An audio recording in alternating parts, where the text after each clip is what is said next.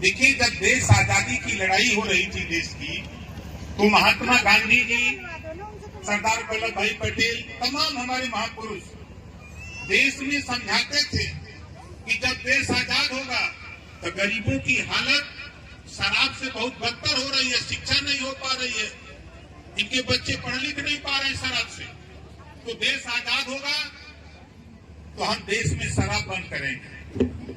लेकिन गुजरात में तो चूंकि गांधी जी गुजरात के, सरदार वल्लभ भाई पटेल जी गुजरात के, गुजरात में तो शराब बंद हो गई, लेकिन देश में कोई आवाज उठाने वाला पैदा नहीं हुआ। इसी नाते मैंने संभल में अपर्णा जी को खड़ा किया कि आप खड़ा होइए, हम लोग आवाज को बुलंद करें, ये आवाज लखनऊ दिल्ली तक पहुंचाई जाए कि जो जिस तरह गुजरात में, पांडिचेरी में, बिहार में शराब बंद हो सकती है, तो उत्तर प्रदेश में भी शराब बंद होना चाहिए। बोलो, बंद होना चाहिए कि होना चाहिए? होना चाहते हैं आप लोगों से, यही बात माइक पर खड़ा होकर के हम आपसे कहलवाना चाहते हैं। दूसरी चीज हमने क्यों चुना, आप समझो।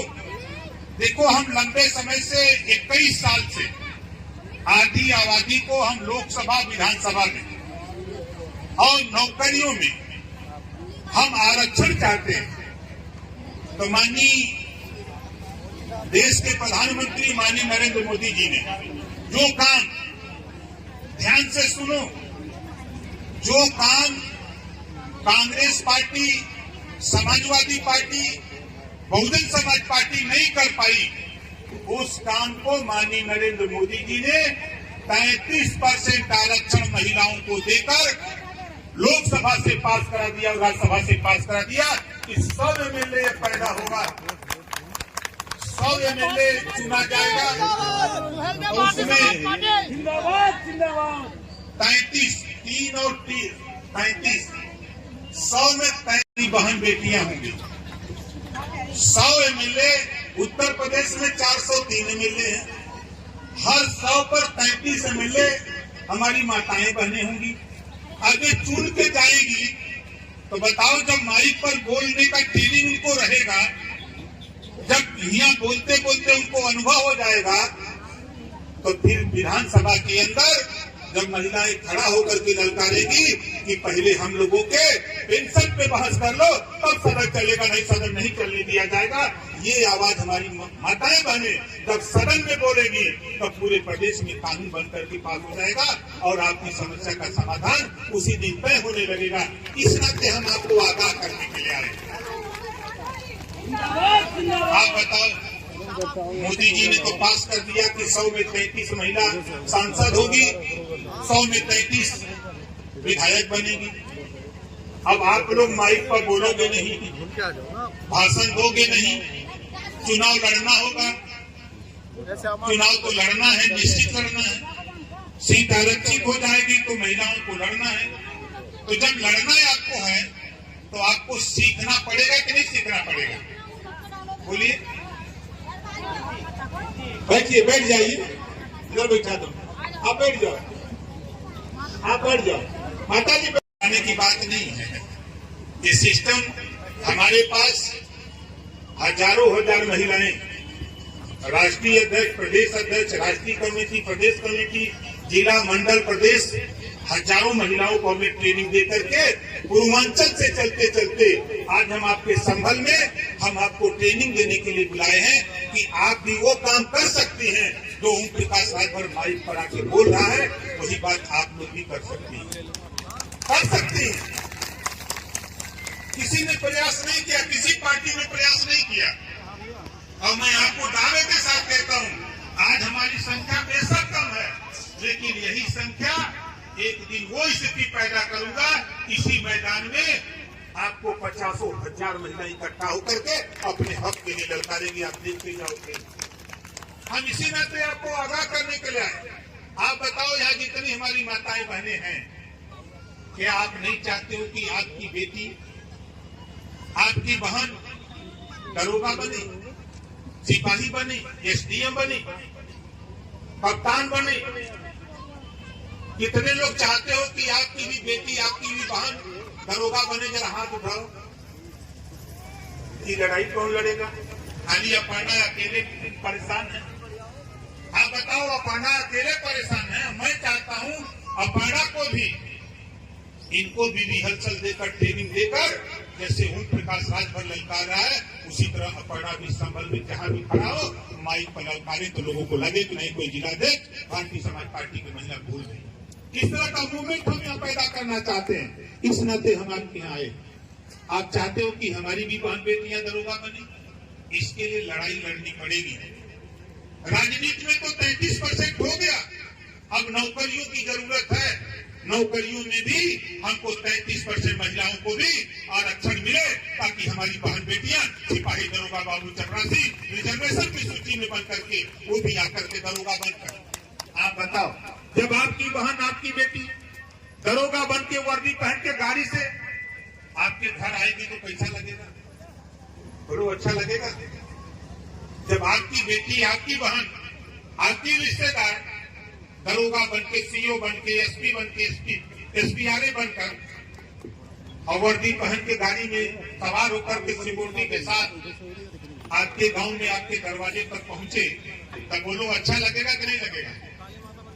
कितने लोगों को अच्छा लगेगा? जरा हाथ उठाओ। अच्छा लगेगा सबको ना? यही बात, इसी नाते हम आपको बुलाए, इसी नाते हम आपको बुलाए हैं कि आप अपनी लड़ाई खुद लड़ो। कोई नेता किसी दल का आपके बीच में अगर आपके गांव जाता है तो उससे सवाल करो कि 35% आरक्षण महिलाओं के लिए नौकरियों में जब तक नहीं दोगे, हम तब तक मुझे वोट देने वाले नहीं हैं। इस नाते आप हमारे यहाँ वोट मांगने मत आना। जब आप गांव में बोलोगे, वो आवाज जाएगी, जानते हो कहां? लखनऊ। वो आवाज जाएगी दिल्ली। तब जो दिल्ली, लखनऊ में बैठे हुए हमारे जैसे लोग हैं, तब वहां चर्चा शुरू होगी। आप बताओ, हम एक कानून बनाना चाहते हैं, हम एक कानून पूरे देश में पास कराना चाहते हैं। ये बात मैं यही नहीं, आपके संभल में नहीं, 18 जुलाई को देश के प्रधानमंत्री जी के सामने दिल्ली में कहा कि जब इस देश में एक देश एक राशन कार्ड का कानून पास हो सकता है, एक देश एक चुनाव का कानून बनाने की तैयारी हो सकती है, तो एक देश एक समान शिक्षा, जो पढ़ाई अमीर के बेटा को है वही पढ़ाई गरीब के बेटा को भी एक समानांतर शिक्षा देश में लागू होना चाहिए, ताकि अमीर और गरीब एक समान शिक्षा हासिल कर सके। कापी, किताब, फीस, दवाई, भोजन, वजीफा, कपड़ा, जूता, मोजा, टाई, बैग, साइकिल फ्री, बिना पैसा में पढ़ाने का कानून हम देश में लागू कराने के लिए, कानून बनवाने के लिए हम आपको आगाह कर रहा हूं।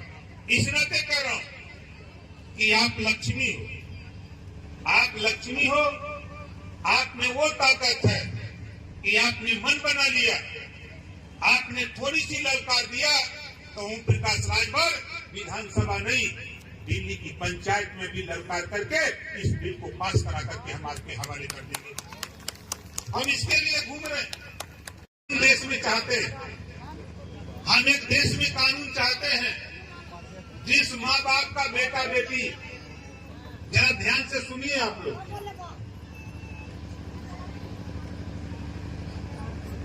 ताली बजाओ भैया, माला पैदा जरा तो ताली नहीं बजा पा रहे। देखो, अपर्णा ने थोड़ी सी मेहनत किया, आज इनको माला पहनाया जा रहा है ना? थोड़ी मेहनत आप लोग भी करो, माइक पर आकर के बोलना सीखो। जब यहाँ बोलना सीखो, कोई दिक्कत नहीं है, हम शुरू कर दिए हैं, हम रिहर्सल करा रहे हैं, बुला करके रिहर्सल हम लोग समय समय पर कराएंगे।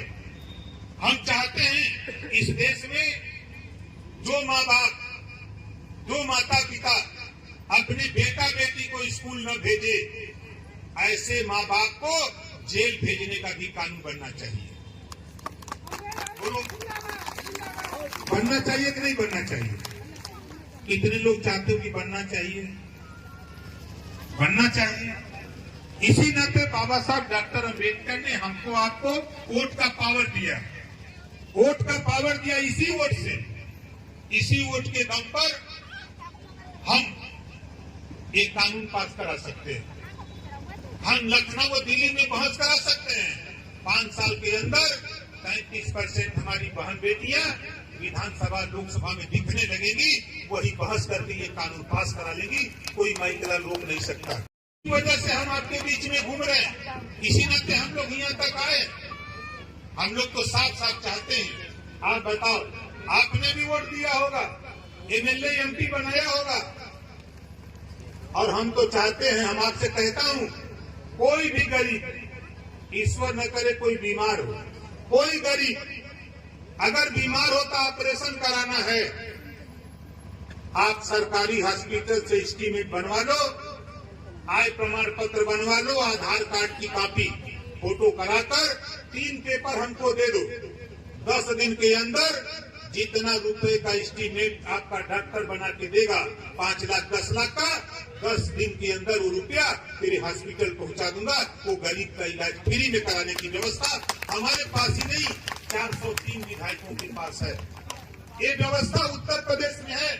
और आज के तारीख में आप यहाँ आए हो, एक कानून पास हुआ है उत्तर प्रदेश में, अभी सदन चला है, एक कानून पास हुआ है, एक विधायक 25 लाख रुपया 1 साल में, एक विधायक 25 लाख रुपया 1 साल में अपने क्षेत्र में किसी भी व्यक्ति को बीमार होने पर ऑपरेशन कराना हो तो जितना रुपया उसको 50,000, 1 लाख, 2 लाख, 5 लाख देने के लिए कानून पास हुआ है। बताओ किसी को पता है? बोलो किसी को पता है? जब पता नहीं है तो कैसे लोगे? हम आपसे कह रहे हैं कि आपके इलाके में कोई किसी जाति धर्म का हो, अगर बीमार होता है, ऑपरेशन कराना हो, इलाज कराना हो, हॉस्पिटल में भर्ती है, वो खाली चला जाए विधायक जी के यहाँ, वो चिट्ठी लिख देंगे और हॉस्पिटल में उसका इलाज बिना पैसे में हो जाएगा। वो पैसा विधायक निधि से उसके खाते में चला जाएगा। ये कानून पास हुआ है। लेकिन जब आपको पता ही नहीं है, यहाँ हमारे पुरुष लोग भी हैं, आप लोगों को भी पता नहीं है, ये नेता क्यों बताएगा? नेता अगर बता देगा तो आप उसके सर पे सवार हो जाओगे। ये ओम प्रकाश राजभर, मैं विधायक हूँ गाजीपुर जहुराबाद से, एक एक पाई का हिसाब अपनी जनता को देता हूँ कि विधायक निधि से जितना रुपया मिलता है हिसाब करा करके पैसा दे देता हूँ कि जाओ रुपया खर्चा करो, जिसको बांटना उसको बांटो। हम दस्तखत करके सारा पेपर वहां भिजवा दिए हैं। हम तो आपके संबल रहते हैं, हम मुरादाबाद रहते हैं, गाजियाबाद, नोएडा रहते हैं, हम पूरे प्रदेश में घूमते हैं, देश में घूमते हैं। लेकिन 25 लाख रुपया, आप समझ लो कि अब तक 8 लाख रुपया बढ़ गया। आप लोगों किसी को रुपया दिया विधायक जी ने? नहीं दिया। सांसद जी ने दिया? नहीं दिया। क्यों नहीं देते जानते हो? ये देश के नेता पार्टियों के नाम पर जीतते हैं। कहीं कहा है, कहीं समाजवादी पार्टी का कैंडिडेट है तो सपा के नाम पर वोट मिलता, कोई बसपा का कैंडिडेट है तो बसपा के नाम पर, कोई कांग्रेस का कैंडिडेट तो कांग्रेस के नाम पर। यही हमारी आपकी दुर्गति का कारण है। वोट देने से पहले जो वोट मांगने आवे उससे सवाल करो कि जब दुनिया के तमाम देशों में बिना पैसे में इलाज का कानून है, ये भी कानून देश में पास होना चाहिए। बोलो ये कानून बनना चाहिए कि नहीं बनना चाहिए? बनना चाहिए। आप बताओ, अपर्णा जी ने यहाँ आप लोगों को बुलाया, अच्छा किया कि बुरा किया है? अच्छा किया है ना। हम चाहते हैं, देखो जो हमारी आपकी बहन बेटियां पढ़ लिख रही हैं, हम आप देखो बिहार, हमारे लालू जी मुख्यमंत्री थे, उनकी पत्नी पढ़ी लिखी नहीं है लेकिन मुख्यमंत्री बना दिया था। अब राबड़ी जी बोलती हैं, माइक पर भी बोलती हैं, जहां सदन में भी बोलती हैं, भाई मुख्यमंत्री बनने के बाद तो वो पावर आ जाता है। तो उसी तरह हम आपसे भी कहूंगा कि आप लोग आगे आने वाले दिनों में रिहर्सल करो, बोलने का तौर तरीका सीखो। हमको पता होता हम 10 को महिला नेता साथ में लेते आते। हमने तो सोचा था कि वहां 4-6 लोग इस तरह के लोग मिल जाएंगे ताकि कम से कम एक रिहर्सल होगा। लेकिन अपर्णा जी ने हमको ये नहीं बताया कि यहाँ वक्ता लोग नहीं है। अगर हमको पता होता तो हम बगल के जिले से ही लेके चले आते। हमारे इधर भी सीमांचल के भी प्रदेश अध्यक्ष को महिला देखिए अली जी, आने में लेट कर दिया, ये राष्ट्रीय महासचिव हैं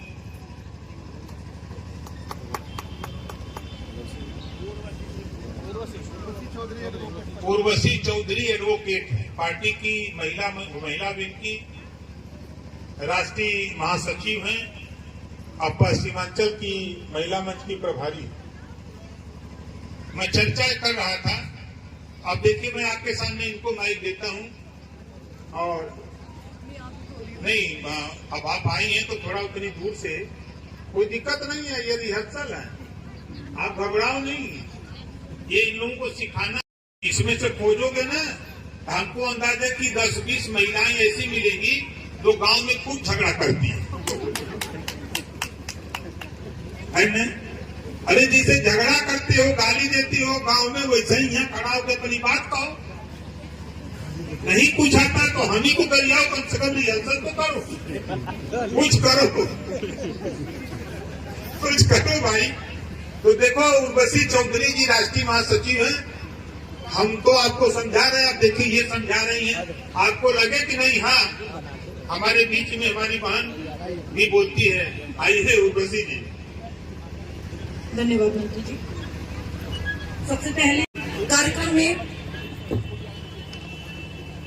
आयोजक अर्पणा जी को मैं बहुत बहुत धन्यवाद देती हूँ, बहुत अच्छा आयोजन किया है, सामने बहुत सारी बहनें हैं। आज के मुख्य अतिथि सुहेलदेव भारतीय समाज पार्टी के राष्ट्रीय अध्यक्ष पूर्व कैबिनेट मंत्री माननीय ओम प्रकाश राजभर जी का मैं बहुत बहुत स्वागत करती हूँ पश्चिम में, और पार्टी के सभी बड़े नेता बल्ली चौधरी जी, भार्गव जी और भी बहुत सारे नेता हैं यहाँ पर आज, पवन कश्यप जी, सभी का मैं बहुत बहुत स्वागत करती हूँ। और सामने आज इस पंडाल में बैठी माताएं, बहनें और मेरे भाई और मीडिया बंधुओं,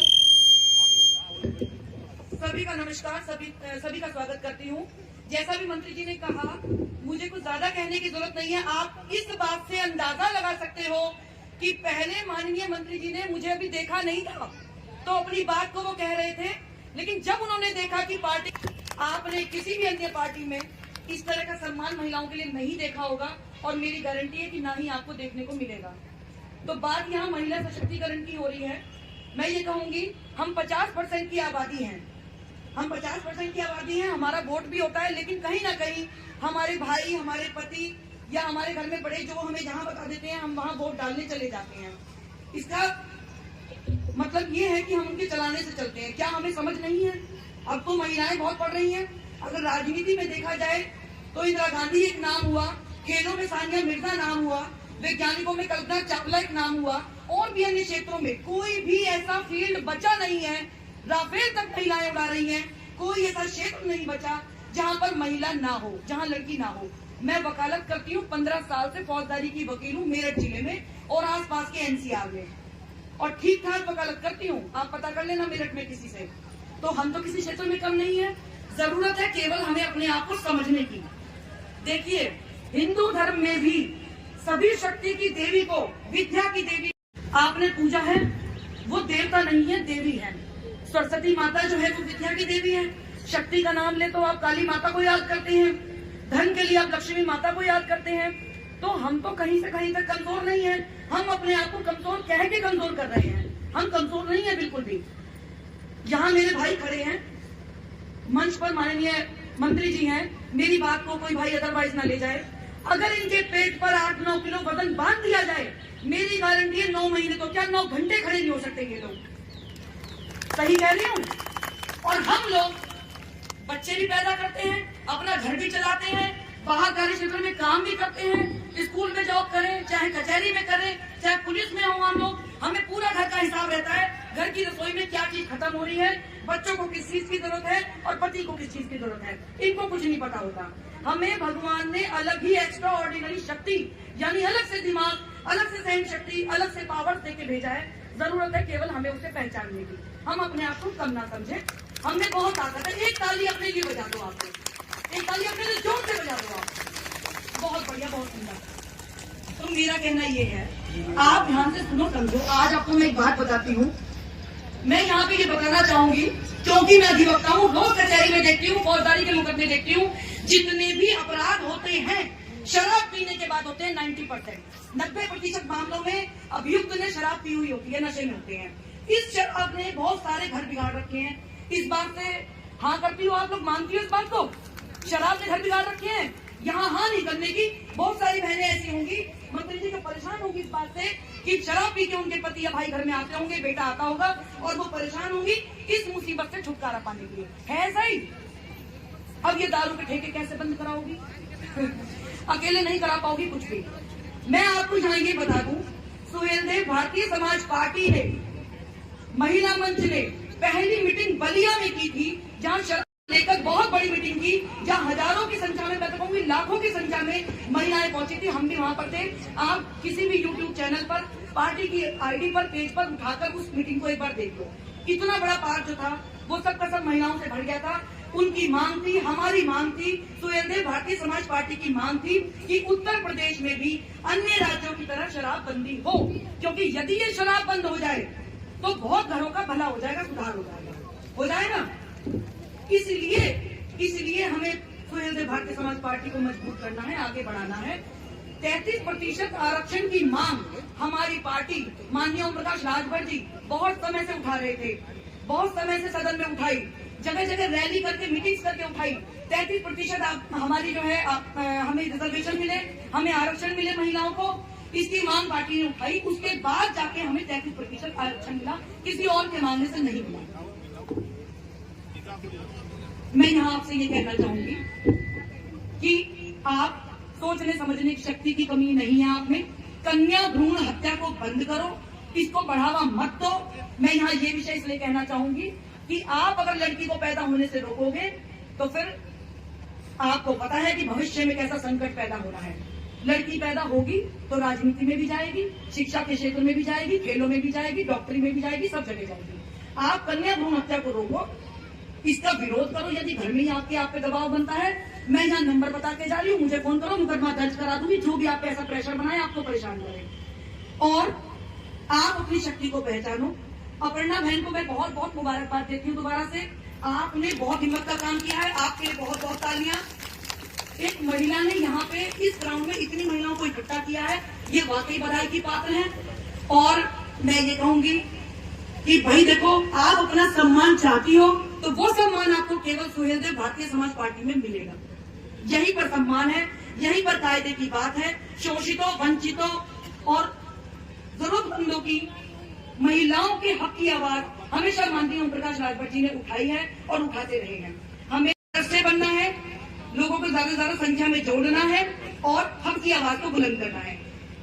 इसी के साथ एक नारा लगाऊंगी, सामने से बहनों से उम्मीद करती हूँ यदि मेरी बात से सहमत हो तो नारा बोलो, सुहेलदेव भारतीय समाज पार्टी, सुहेलदेव भारतीय समाज पार्टी, माननीय ओम प्रकाश राजभर जी, माननीय ओम प्रकाश राजभर जी, अपर्णा सक्सेना, अपर्णा सक्सेना, और आप सबकी भी जिंदाबाद।